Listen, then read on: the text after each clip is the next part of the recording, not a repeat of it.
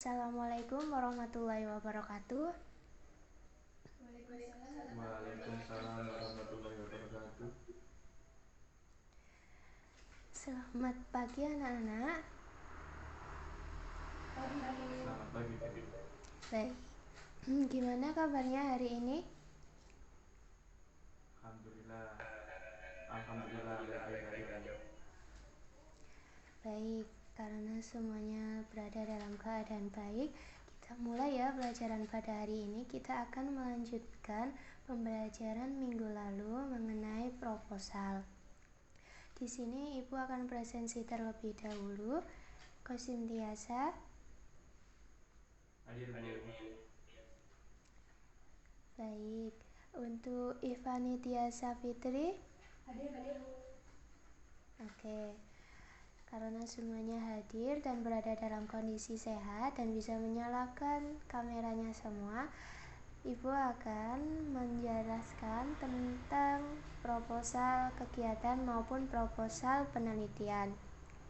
Di sini Ibu mau share screen terlebih dahulu, sebentar.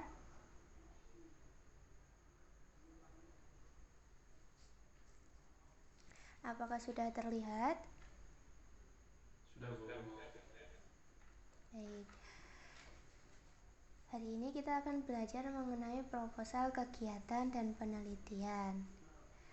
Untuk kompetensi dasar yang akan kalian capai hari ini yaitu menganalisis isi, sistematika, dan kebahasaan suatu proposal. Lalu indikatornya ialah menelaah isi, kebahasaan, dan sistematika dari proposal kegiatan atau penelitian. Sebelumnya, apa sih tujuan dari pembelajaran proposal kegiatan dan penelitian ini? Nah, di sini kalian akan belajar mengenai proposal kegiatan dan penelitian dari sisi sistematika dan kaidah kebahasaannya. Karena apa? Dengan kalian belajar seperti ini, kalian akan mengerti dan mengetahui bagaimana bentuk-bentuk dari proposal kegiatan yang akan kalian laksanakan, agar saat ada kegiatan yang mendatang atau penelitian yang mendatang, mungkin kalian di perkuliahan atau di kegiatan di masyarakat, kalian bisa menyusun proposal tersebut. Selain itu, nanti manfaat yang didapat, kalian akan lebih mudah dalam mengamati dan akan lebih mudah dalam menjalankan kegiatan tersebut. Lalu, setelah mengerti manfaat dari pembelajaran hari ini, Ibu akan menjelaskan apa saja alur yang akan kalian lalui pada tahap pembelajaran hari ini.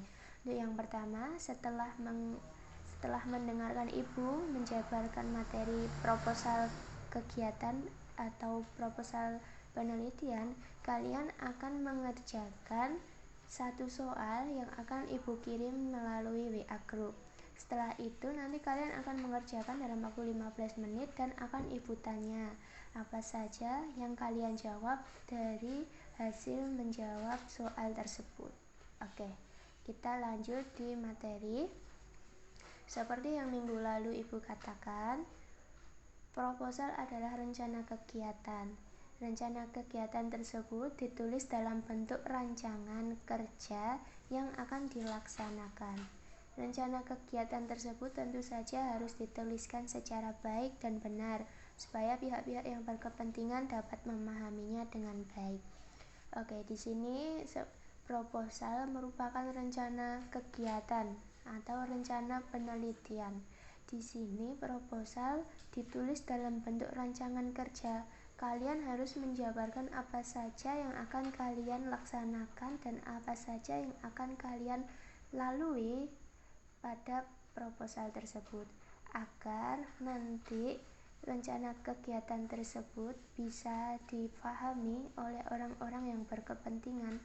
Misalnya saja kalian akan melakukan penelitian, maka penelitian tersebut harus dijabarkan dengan secara rinci dalam proposal tersebut, agar guru atau pengamat yang menilai bisa menyetujui dan bisa memahami hasil dari proposal kalian. Kemudian selanjutnya yaitu proposal bersifat hanya sebagai usulan tertulis yang ditujukan kepada pihak-pihak yang berhubungan dalam suatu kegiatan. Kegiatan tersebut dapat berupa kegiatan bisnis, mau pengajuan, dana proyek, dan penelitian. Oke, dari paragraf kedua ini, proposal itu hanya sebagai usulan tertulis. Mengapa? Karena proposal ini merupakan tahap awal dari pengerjaan kegiatan kalian. Jika tidak ada proposal, maka kalian tidak ada persiapan dengan matang, sehingga kalian nanti di tengah jalan akan kebingungan bagaimana tahapan-tahapan yang akan kalian lalui. Dengan proposal ini, kalian bisa mengerti apa saja yang akan dibutuhkan dalam kegiatan dan penelitian selanjutnya. Oke, dari sini ada yang ingin ditanyakan terlebih dahulu? Tidak. Oke, karena tidak ada, Ibu lanjutkan. Selanjutnya di sini yaitu kita masuk pada sistematika proposal. Sistematika proposal ini merupakan bagian-bagian penting dalam proposal. Terlebih pada bagian ini merupakan bagian penyusun atau pendukung dari terciptanya sebuah proposal. Proposal di sini terdapat 10 bagian penting. Untuk yang pertama yaitu latar belakang. Latar belakang di sini berisi alasan kalian ingin melaksanakan kegiatan atau penelitian tersebut, mulai dari alasan kalian melaksanakan, mulai dari permasalahan yang ada, hingga hasil akhir yang akan dicapai kalian jabarkan pada bagian latar belakang. Kemudian bagian yang kedua yaitu berisi masalah dan tujuan. Bagian kedua ini berisi tentang apa sih permasalahan yang akan kalian hadapi atau permasalahan apa yang dihadapi sehingga kalian ingin melaksanakan kegiatan dan penelitian tersebut. Lalu hasilnya berupa tujuan dari diadakan kegiatan dan penelitian tersebut seperti apa kalian cantumkan pada bagian 2 ini. Kemudian yang ketiga yaitu berisi ruang lingkup kegiatan. Ruang lingkup kegiatan ini berisi penjabaran seberapa luas kegiatan atau penelitian yang akan kalian laksanakan, sehingga ada batasan-batasan yang jelas mengenai pengerjaan dari kegiatan dan penelitian kalian, sehingga nanti pada hasil akhirnya pelaksanaan dari kegiatan atau penelitian kalian bisa berjalan dengan baik karena sudah dibatasi dengan ruang lingkup kegiatannya. Kemudian yang keempat yaitu bagian kerangka teoretis dan hipotesis. Baik, untuk mengenai kerangka teoretis ini lebih mengarah kepada proposal penelitian, dan apabila masuk ke kerangka hipotesis maka lebih mengarah pada proposal kegiatan. Sama halnya dengan proposal yang lain, bagian 4 ini penting karena menjabarkan teori-teori ataupun pendapat-pendapat yang ada mengenai kegiatan yang akan dilaksanakan. Kemudian yang kelima yaitu bagian metode. Bagian metode ini merupakan cara atau langkah-langkah apa yang digunakan untuk menyelesaikan kegiatan atau penelitian kalian, sehingga kegiatan kalian itu bisa berjalan dengan baik dan benar tanpa hambatan suatu hal apapun. Kemudian yang keenam yaitu bagian pelaksanaan kegiatan. Pelaksana kegiatan di sini berisi daftar nama kepanitiaan atau daftar orang-orang yang akan berkecimpung di dalam proposal kegiatan maupun penelitiannya, sehingga orang-orang yang akan terlibat di dalam pelaksanaan kegiatan tersebut bisa terinci dengan baik dan tidak keluar dari jalur semestinya. Itu merupakan bagian dari pelaksana kegiatan. Kemudian yang ketujuh yaitu fasilitas kesehatan.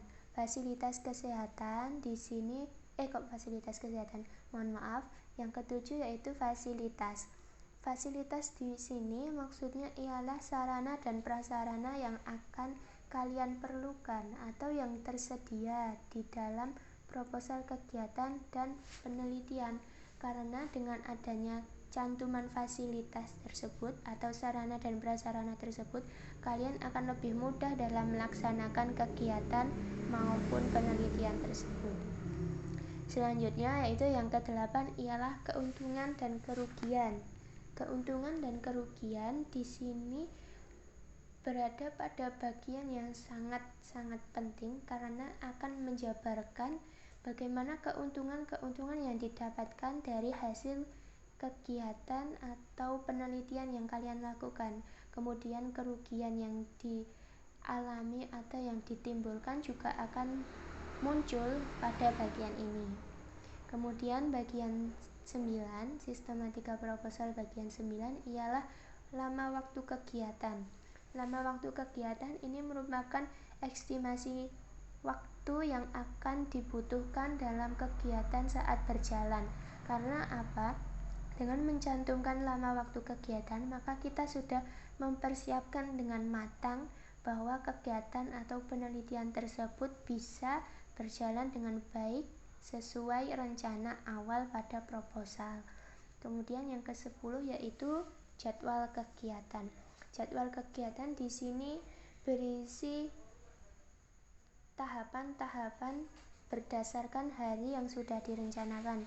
Misalnya hari Senin akan melakukan observasi, kemudian hari Selasa akan melakukan riset tentang pendataan jumlah penduduk dan lain sebagainya. Itu dicantumkan pada jadwal kegiatan yang isinya merupakan urutan-urutan kegiatan dan urutan-urutan waktu pelaksanaannya.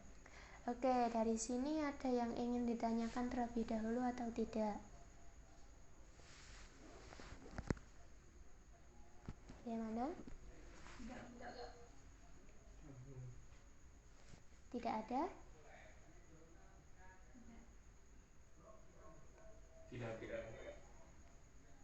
Oke, karena tidak ada, kita masuk bagian selanjutnya yaitu bagian kaidah kebahasaan proposal. Kaidah kebahasaan proposal di sini nanti ada 8 hal. Yang pertama yaitu pernyataan argumentatif. Kaidah kebahasaan yang pertama merupakan penggunaan konjungsi kausalitas atau konjungsi yang berhubungan dengan waktu. Contoh dari konjungsi kausalitas di sini yaitu adanya kata sebab, karena, oleh karena itu, dan lain sebagainya. Itu merupakan bagian dari kaidah kebahasaan proposal berupa pernyataan argumentatif. Kemudian bagian yang kedua yaitu pernyataan persuasif, di mana hal ini dapat dilihat dari katanya terlebih dahulu yaitu persuasif. Apabila ada kata persuasif, maka intinya ialah mengajak untuk menerima supaya bersedia. Nah, itu bagian yang kedua adalah pernyataan persuasif. Kemudian yang ketiga yaitu adanya kata-kata teknis. Penggunaan kata-kata teknis atau istilah ilmiah berkenaan dengan bidang kajian serupa. Misalnya saja kalian akan melakukan kegiatan kemasyarakatan, yaitu Karang Taruna. Di sini penggunaan kata-kata yang digunakan yaitu penggunaan kata-kata yang sesuai dengan apa yang akan dilakukan. Misalnya lagi yaitu pelaksanaan penelitian di bidang biologi untuk mengetahui tingkat pertumbuhan tanaman. Dari situ kata-kata atau istilah yang digunakan lebih mengarah ke arah istilah ilmiah. Kemudian yang keempat selanjutnya yaitu penggunaan kata kerja tindakan. Penggunaan kata kerja tindakan di sini menyatakan langkah-langkah kegiatan yang berupa kata kerja. Kata kerjanya di sini akan mengajak orang lain untuk menyatakan langkah-langkah kegiatan. Sehingga bagian keempat dari kaidah kebahasan proposal adanya kata kerja tindakan. Oke, selanjutnya yaitu ada kata pendefinisian. Kata pendefinisian merupakan kata yang menyatakan pendefinisian. Sudah dapat diketahui kalau kata pendefinisian itu contohnya ialah merupakan, adalah, yaitu, dan yakni. Selanjutnya yaitu yang keenam, adanya kata perincian. Kata perincian di sini bermakna rinci apapun yang berkaitan dengan proposal tersebut. Dalam hal ini dicontohkan adanya kata selain itu, pertama, kedua, ketiga, dan lain sebagainya. Itu contoh dari kata perincian. Selanjutnya yang ketujuh yaitu adanya kata keakanan.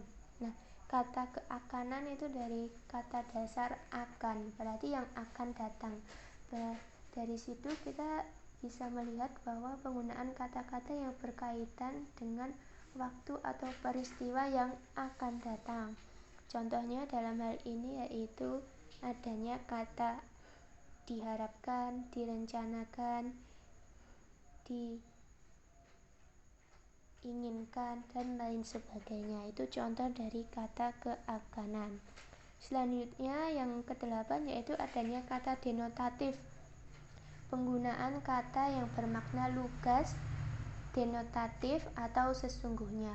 Dengan adanya kata tersebut, untuk menghindari kesalahpahaman antara pihak pengusul, misalnya kita mengusulkan proposal tersebut, dan pihak penerima, misalnya dari orang-orang yang lebih tinggi jabatannya dari kita. Nah, itu nanti harus menggunakan kata-kata denotatif agar menghindari ketidaktahuan atau kesalahpahaman antar sesama. Oke, dari sini ada yang ingin ditanyakan terlebih dahulu? Oke, dari Mas Kosim? Tidak. Oke, karena tidak ada dan waktunya sudah mendekati hari jam istirahat, kita lanjut ke bagian selanjutnya yaitu penugasan. Di sini tugas kalian sudah Ibu kirim melalui WhatsApp group. Kalian tinggal mengkliknya, silahkan dibaca dan tentukan sistematika yang tepat pada proposal tersebut. Lalu setelah itu kalian pilih kaidah kebahasaan yang tepat untuk menjawab pertanyaan yang ada pada bagian 2A. Kalian kerjakan pada lembar tugas yang sudah disediakan. Ibu kirimkan 2 file di WhatsApp group. Kalian lihat yang pertama itu soalnya, kemudian yang kedua adalah lembar jawabnya. Kalian kerjakan dalam waktu 15 menit.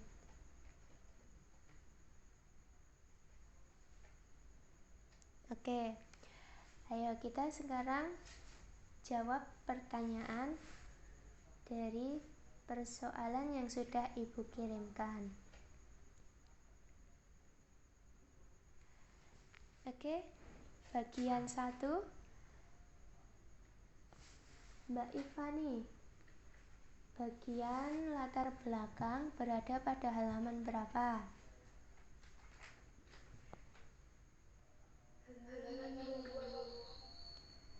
Oke, latar belakang benar berada dalam halaman 2.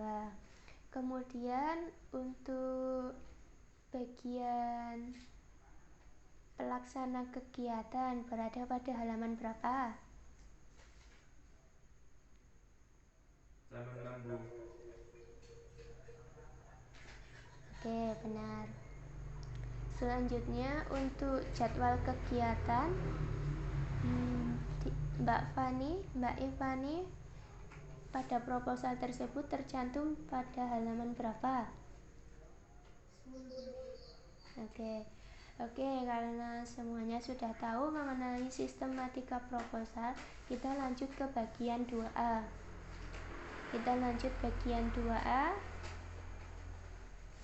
Di sini untuk soal yang pertama, ada yang bisa menjawab? Jawab. Oke, Mas Kosim. Jawaban nomor 1 apa? Pada bagian pelaksanaan kegiatan terdapat kata kerja tindakan seperti mendokumentasikan dan mengamati, ada pada paragraf kedua, Bu. Oke, benar. Itu mikrofonnya Mas Kosim dikecilkan. Oke. Benar, ada pada paragraf kedua. Tadi apa? Ditemukan kaidah kebahasaan apa namanya?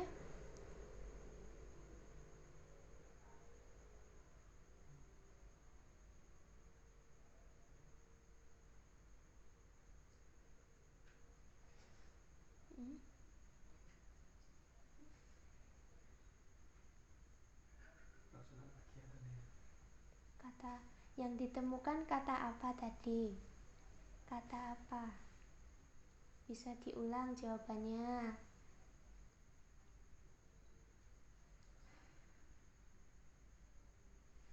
Baik, Bu. Pada bagian pelaksanaan kegiatan terdapat kata kerja tindakan seperti mendokumentasikan dan mengamati, ada pada paragraf kedua, Bu. Oke, berarti jawaban yang pertama adanya kata kerja tindakan. Itu Mas Kosim dimatikan dulu. Oke. Ditemukan kata kerja tindakan untuk jawaban yang pertama dengan ditemukannya kata mengidentifikasi. Dan apa tadi yang terakhir?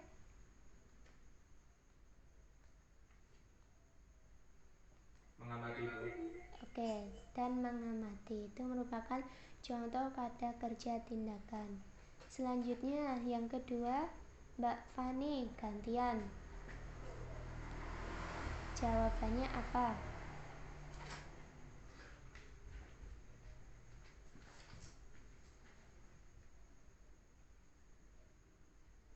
Bagian ke-8 terdapat kata yang bersifat keamanan, hal itu ada pada paragraf ketiga. Kamera. Diharapkan kegiatan ini dapat berjalan dengan baik. Oke. Bisa diulang Mbak Ivani? Tadi suaranya mendenging.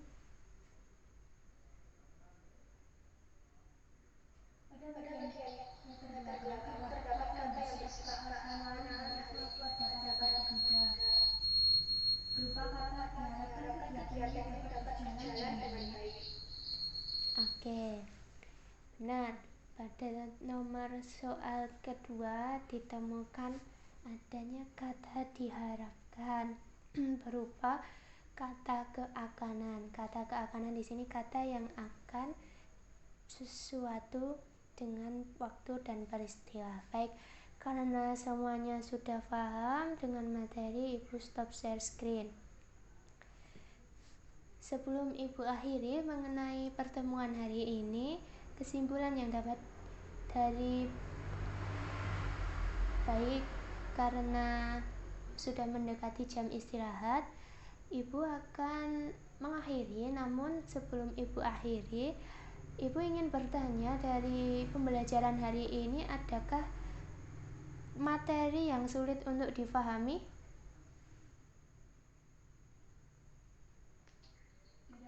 Tidak, Bu. Oke, berarti untuk minggu depan kita akan belajar sesuai dengan metode yang sudah ada di RPP. Selanjutnya pembelajaran yang akan kalian tempuh minggu depan yaitu cara menyusun proposal. Kalian minggu depan, yaitu pada hari Rabu, akan membuat proposal.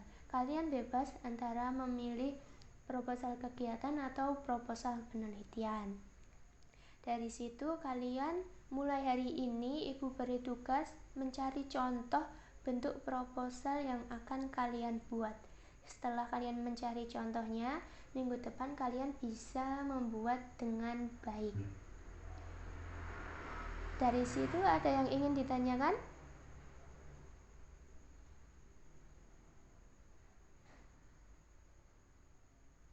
Belum ada? Tidak, Bu. Belum. Oke, Karena belum ada, marilah kita berdoa untuk menutup kegiatan pembelajaran pada hari ini. Sebelum pulang, silakan Mas Kosim memimpin doa pada hari ini. Baiklah, karena Mas Kosim ternyata menutup videonya, Ibu akan menutup pembelajaran pada hari ini. Berdoa disilahkan.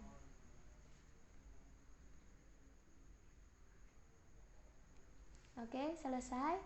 Sekian dari Ibu. Wassalamualaikum warahmatullahi wabarakatuh. Waalaikumsalam warahmatullahi wabarakatuh. Ibu end meeting ya.